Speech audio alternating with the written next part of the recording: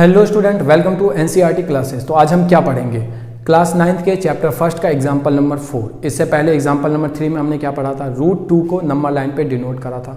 इस बारी रूट 3 को नंबर लाइन पे डिनोट करेंगे। ठीक है, रूट 3 को अगर हम पढ़ लेते हैं, कहने का मतलब ये कुछ एक्स्ट्रा नहीं है, लेकिन फिर भी रूट 2 से ज़्यादा को अगर हम पढ़ लेते हैं, एक भी ज़्यादा, जैसे अभी हम रूट 3 पढ़ेंगे, तो फिर रूट 4, रूट 5, रूट 6 करने में बिल्कुल भी दिक्कत नहीं आने वाली है। तो स्टार्ट करते हैं। क्या है क्वेश्चन कि locate root 3 on the number line, कि नंबर लाइन पे रूट 3 को डिनोट करना है, लोकेट करना है, कहाँ पे आता है। तो सबसे पहले एक नंबर लाइन बना लेते हैं। ये हमारा नंबर लाइन बन गया 0 1 2 3, हालांकि मैं क्या कर रहा हूँ यहाँ तक 3। तो ये हमारा नंबर लाइन है। अब करना क्या है, इधर भी -1 -2 सो ऑन, आगे तक क्या। सबसे पहले क्या करेंगे, रूट 3 डिनोट करने के लिए पहले रूट 2 को डिनोट करना पड़ेगा। ठीक है, रूट 2 के बाद रूट 3 आएगा, रूट 3 के बाद रूट 4 आएगा, रूट 4 के बाद रूट 5 आएगा, ऐसे करके डिनोट करते चलेंगे।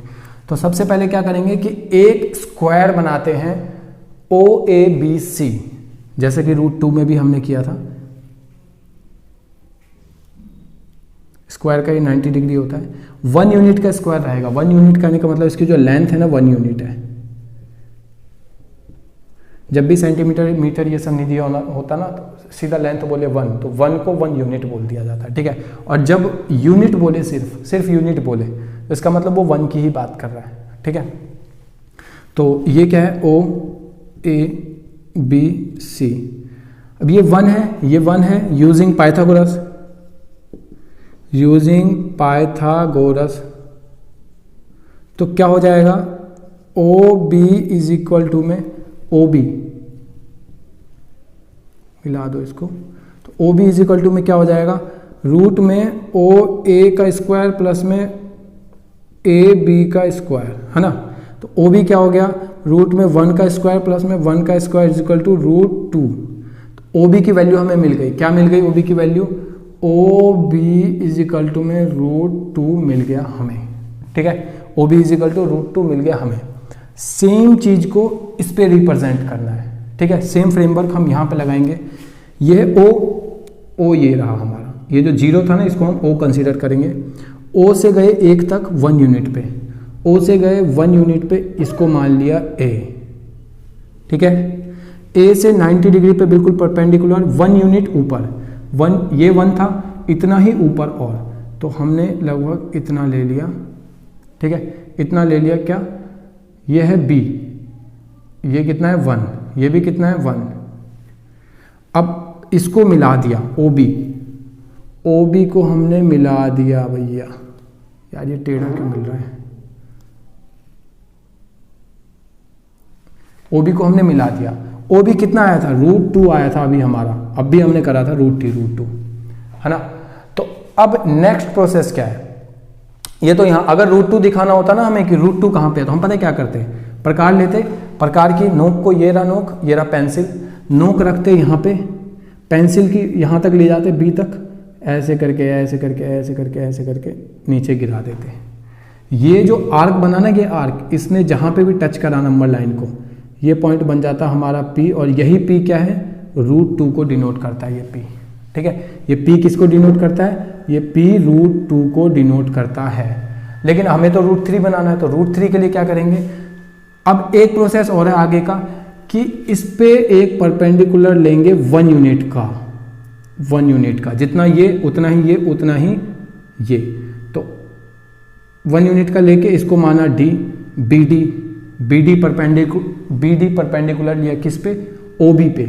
अब इसको O को D से मिला दिया। ये क्या है, ये 1 है। अच्छा, ये मैंने किया ही क्यों किया, देखो रूट 3 लाने के लिए क्या चाहिए होता है, रूट 3 लाने के लिए चाहिए होता है एक तो 90 डिग्री का होना चाहिए पहली बात। ये हमारे पास रूट 2 आ गया था पहले से ही, तो रूट 2 का तो पहले से ही है, तो इसका तो स्क्वायर प्लस में 1 का स्क्वायर, ये क्या हो जाएगा, रूट 3, ऐसे करके रूट 3 हो जाएगा, है ना। तो ये तो पाइथागोरस का है, पाइथागोरस का इसका मतलब 90 डिग्री वाला, तो इसलिए हमने 90 डिग्री पे 1 यूनिट लिया, क्योंकि 1 है ये। ठीक है, अब करना क्या है कि इसका ये, तो इसका मतलब ये चीज जो है ये √3 है, इसका स्क्वायर प्लस इसका स्क्वायर, हाइपोटेनियस है ना, ये तो हाइपोटेनियस, ये है बेस, ये है परपेंडिकुलर, तो ये है क्या हाइपोटेनियस, तो ये हमें मिल गया √3। अब √3 से करना क्या, हमें √3 डिनोट करना है ना नंबर लाइन पे।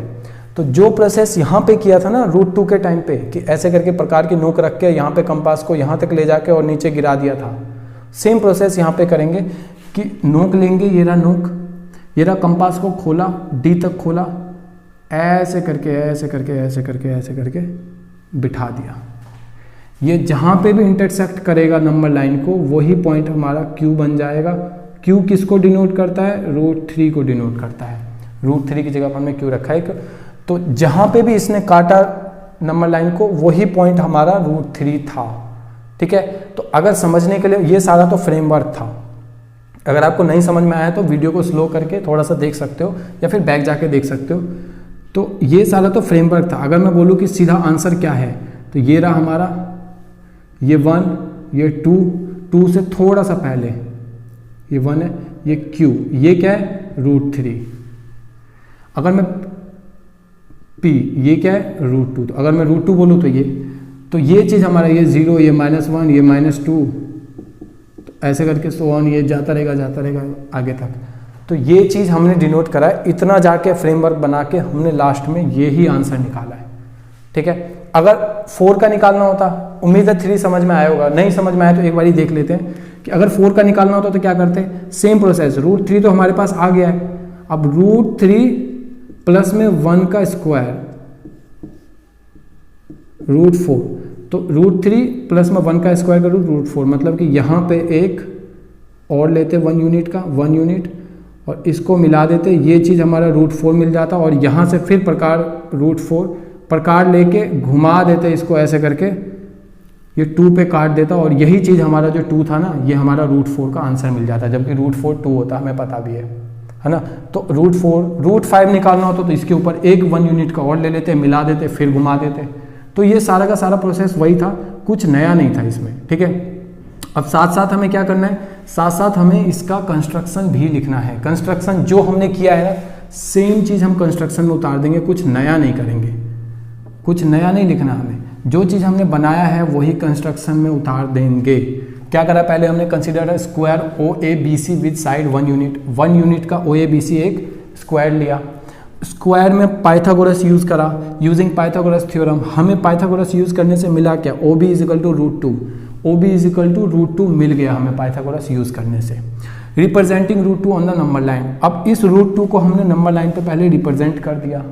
उस रिप्रेजेंटेशन के बाद हमने क्या करा कि taking BD as 1 unit perpendicular, BD ये D था, BD को हमने 1 यूनिट का परपेंडिकुलर लिया किस पे, OB पे, परपेंडिकुलर लेंथ ऑन OB पे हमने एक परपेंडिकुलर का लेंथ लिया 1 यूनिट का, और लेके क्या करा, O को D से जोड़ दिया, ज्वाइन कर दिया, एंड ज्वाइन OD, O को D से ज्वाइन कर दिया। ठीक है, उसके बाद क्या करा, टेकिंग O एज सेंटर, जब हमने प्रकार लिया था, प्रकार की नोक यहाँ पे रखी थी, तो सेंटर मान लिया O को, और D तक ले गए। D तक ले जाने का मतलब है कि ये हो गया हमारा रेडियस, त्रिज्या हिंदी में कहते हैं, रेडियस ले लिया OD को रेडियस लेके और घुमा दिया, ये अपने आप ही जहाँ पे उसने इंटरसेक्ट करा वो आंसर है। Taking O as centre and OD as radius. ठीक है, OD रेडियस की तरह बन गया हमारा, O सेंटर की तरह बन गया, और draw an arc intersecting on the line Q, कि एक आर्क खींच लिया, एक चाप खींच लिया, उस आर्क ने, चाप ने जहाँ पे भी इंटरसेक्ट करा लाइन को, वो पॉइंट हमारा Q बन गया, और वही Q हमारा आंसर बन गया, वही Q हमारा आंसर बन गया। √3 को जो डिनोट करेगा नंबर लाइन पे वो पॉइंट Q है, पॉइंट Q क्या लेगा, वही √3 ही नाम दे दो उसको, कोई दिक्कत नहीं है ऐसी। ठीक है, तो उम्मीद है आपको समझ में आया होगा। अगर नहीं समझ में आया तो डाउट पूछिए कमेंट सेक्शन में, हम नेक्स्ट क्लास जब भी बनाएंगे तो आपके डाउट क्लियर कर देंगे। तो मिलते हैं अगली क्लास में, तब तक के लिए सुरक्षित रहें, स्वस्थ रहें, मस्त रहें।